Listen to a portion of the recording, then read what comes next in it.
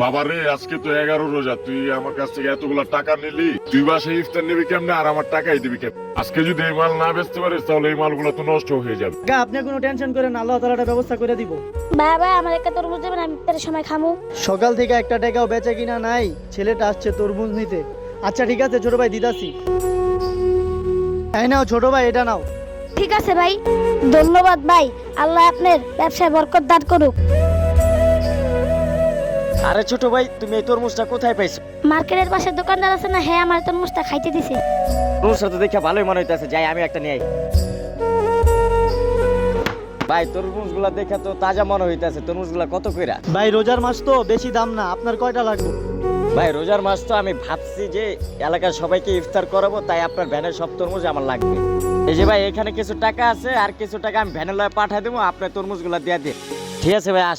দেখছেন কাকা, আপনারা বলছিলাম না আল্লাহ তাআলা একটা ব্যবস্থা করে দিবেন। রাখে আল্লাহ, মারে কি। ভিডিওটি ভালো লাগলে একটু সাবস্ক্রাইব করুন।